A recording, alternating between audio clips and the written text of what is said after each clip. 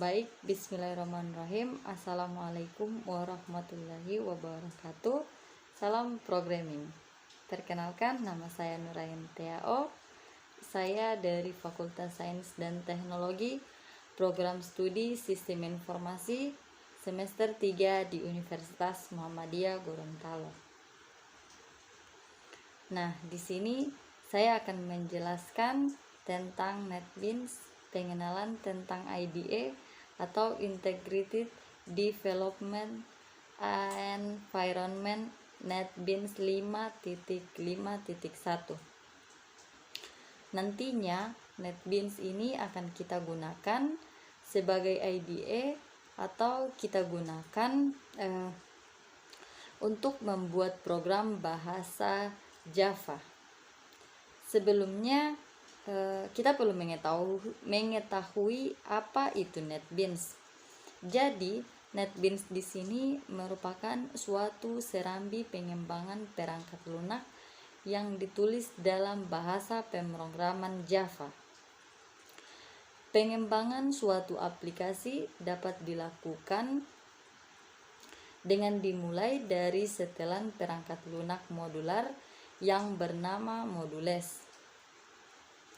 Semula aplikasi NetBeans IDE ini diperuntukkan bagi pengembangan dalam Java.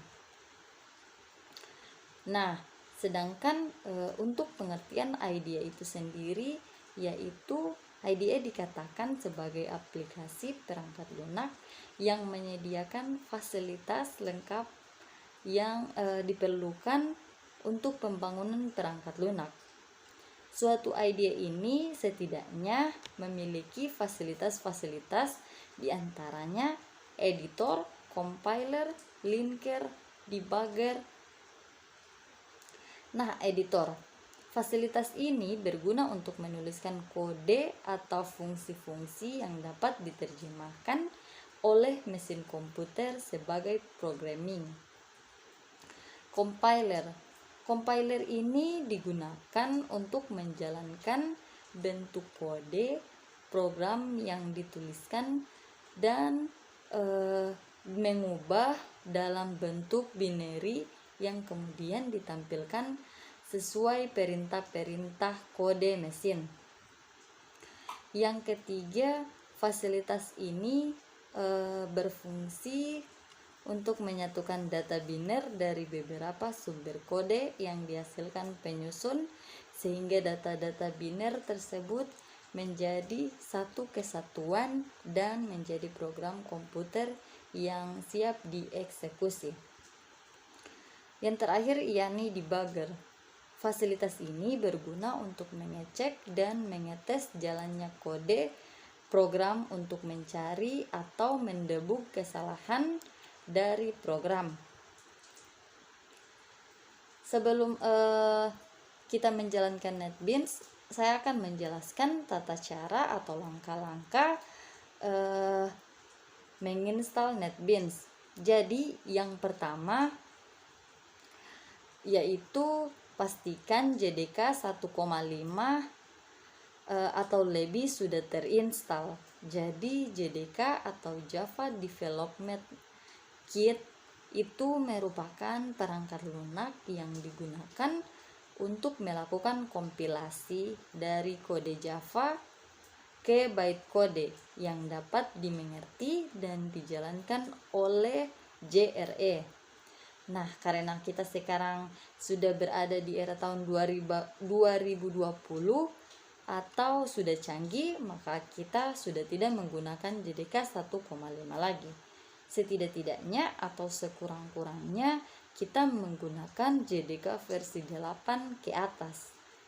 Jadi sebelum kita menginstal NetBeans, maka kita harus sudah punya JDK yang sudah terinstall di dalam komputer kita masing-masing. Dan dengan kata lain, terlebih dahulu kita harus menginstal JDK. Menurut saya atau saran yang lebih baik itu kita install saja JDK 8 karena JDK 8 itu sudah yang terbaru atau yang lebih bagus versinya. Jadi setelah sudah terinstall, maka kita sudah dapat membukanya. Kan tetapi jika kita membuka Java, maka kita membutuhkan IDE. Sebenarnya di sini ada banyak IDE untuk Java. Namun di sini kita masih akan menginstalasi NetBeans IDE. Pada umumnya NetBeans yang diinstal di laptop atau komputer itu sekarang menggunakan versi 8.0 atau yang lebih tinggi dari itu. Namun NetBeans terbagi dari beberapa versi, bukan hanya versi 8.0 saja. Jadi terserah kalian menggunakan versi yang mana. Semuanya tampilannya itu tetap sama. Setelah kita melakukan penginstalan, maka kita harus mengeceknya terlebih dahulu. Apa sudah dijalankan atau belum, apa sudah bisa dijalankan atau belum. Untuk cara mengeceknya cukup mudah. Kita cukup lihat saja apakah sudah muncul di desktop atau belum. Dan jika sudah, maka kita sudah bisa menjalankannya. Baik, selanjutnya kita masuk pada langkah-langkah membuat project baru.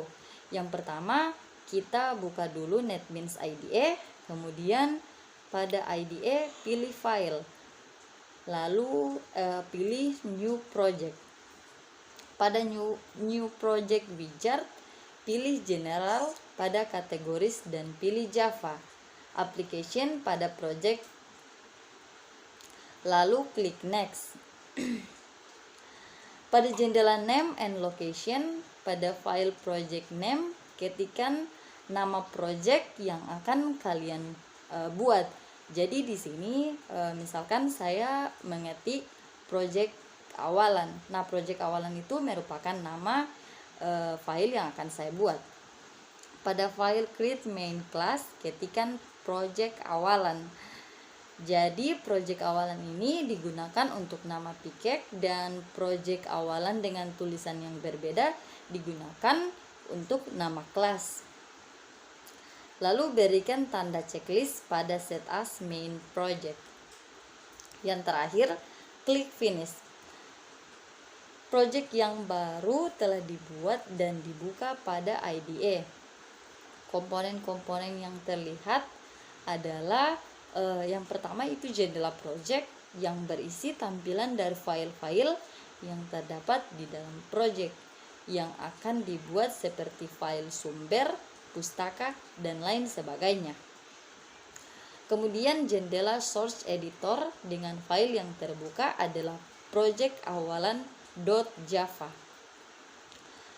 Jendela output yang berisi keluaran dari program saat program telah dikompil ataupun dijalankan.